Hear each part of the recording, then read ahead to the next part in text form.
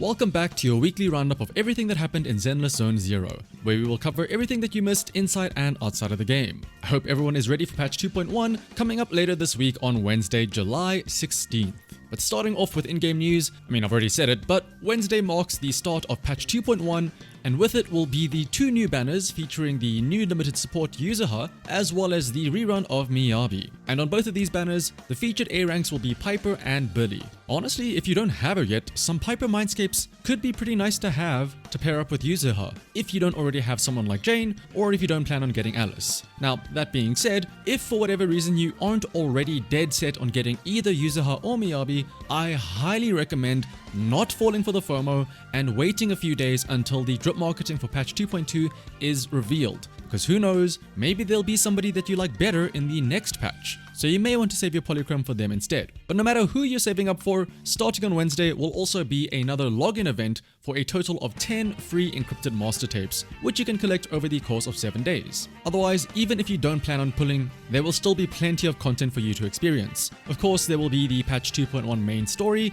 as well as the summer event, Tales of Midsummer Dreams, which will have plenty of fun stuff available to do. And although an exact date hasn't been given, the first side event, which will very likely be on Friday, will be the NR Chess Legend event, which will introduce Bangbu Auto Chess, or Bangbu Teamfight Tactics if that's how you know it, with ranked PvP as well, so get ready to get sweaty I suppose. Also, another new feature that hasn't been given an exact date yet, but we can expect very early on, likely within this first week of the patch, is the update to the Endless Tower, with a new mode that scores you based on how stylish your clear is, so I cannot wait to see all the DMC style clears being posted. Otherwise, if I may shill myself for a second here, on Wednesday I'll also be streaming my own pulls for Yuzuha, so feel free to stop on by. But speaking of, if you are in need of some pulls yourself, if you would like to top up on some polychromes yourselves, why not try using LD Shop?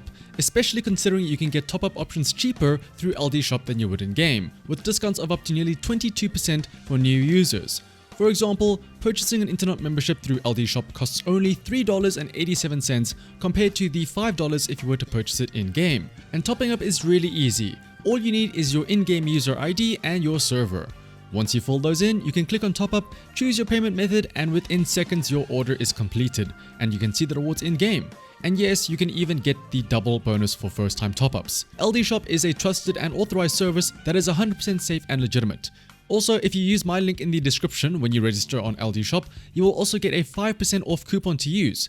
And if you spend over $80, you will also gain a VIP membership, which can earn you free internet memberships and regular coupons. Once again, you can check out the description and the pinned comment to start saving with LD Shop. Moving on to the social media side of things though, of course with 2.1 around the corner, we've been getting a lot of promotional material for the new patch. This includes a Yuzuha character demo, as well as a Yuzuha teaser over on Twitter. And then we can expect to see the Yuzuha EP and character teaser video coming out, with one of them likely being posted in a few hours, while the other will be posted tomorrow. And this is why I mentioned earlier that we can expect that the drip marketing for patch 2.2 will only be revealed after the patch is already live, since the devs only really post one type of promotional media per day. Otherwise, a reminder for those of you near London, Operation Yum will be coming to Butchie's at London Bridge for an offline special event where you could win some free merch while you're there. And then a cryptic promotional image was posted on Twitter, which was a simple reminder that Zenless Zone Zero is available on Xbox, and unfortunately in this image, the controller itself is not real as the tweet explicitly says so. But the tweet does say to stay tuned for special event drops and surprises. So time will tell if there will possibly maybe be any extra rewards, maybe specifically for Xbox players or something like that. But then lastly, for the speculation zone, we can dissect a video from the devs that was posted very recently talking about the combat design of Zenless Zone Zero.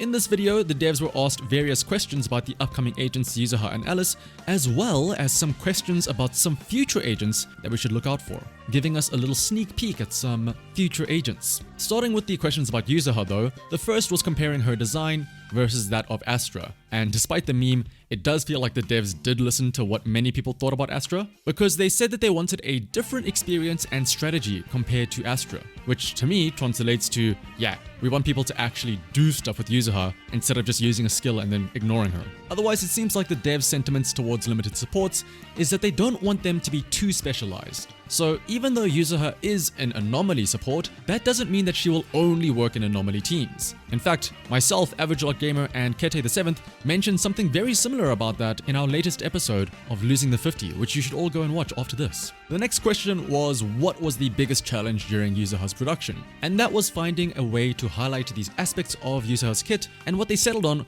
was the whole sweet explosions aspect. For example, the debuff on enemies having different visual effects depending on which element she has matched with. And then this really shows you the playful aspect side of her with the sweets and whatnot, while still being visually distinct and noticeable. And then the last Yuzuha question was about how easy her animations were considering that she is a support. And the answer was that it was no less demanding than an on-fielder. I think again this is a slight jab at how Astra, technically speaking, doesn't really have that many animations considering how much time she spends off-field, but as an example of this effort put into Yuzuha, she actually has 2 types of assist follow-up attacks, each with their own animation. And then of course, it wasn't just Yuzuha they had to animate, but also Kama the raccoon. The next questions were about Alice, with the first asking about the experience that players could expect from her. And as expected, Jane was of course brought up, saying that if Jane's combat could be described as curvy, then Alice's combat would be described with straight lines, with all of her attacks being short, with quick attacks and dashes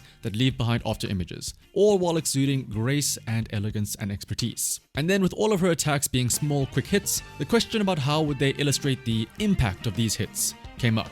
And here the answer got quite technical, but essentially when you hit an enemy, there is an ever so slight delay of a frame or two where the enemy is able to move while your agent is still completing their attack.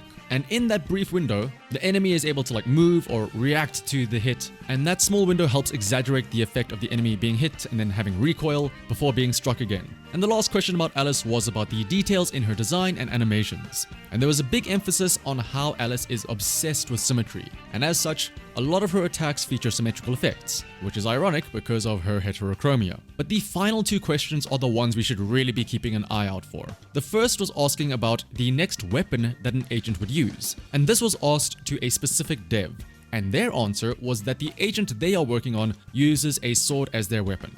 But specifically, this is a really big sword, 3 times as big as the wielder. Now, first things first, it's hard to say if this character is the 2.2 character or later, because you could argue that maybe the 2.2 agents are already done. So now the devs are working on, say, a 2.3 character. But as far as we know, one option for a sword-wielding character could be Kumano Minato, based on the shot of him from the Season 2 trailer, where he puts a sword onto his shoulder. But the sword being 3 times as big as the wielder either means that this sword is absolutely massive, or maybe the wielder is just really small. And there is somebody that fits that bill, and that is the rabbit girl from the Season 2 trailer. Another dev was asked about the agent that they are in charge of, and this dev described the agent as a super powerful on-field DPS, and that his martial arts skills are seriously off the charts, and that he usually looks kind and gentle, but he has a different side when he gets angry. And also that they will be trying out some new action-oriented mechanics with this agent. Now to me,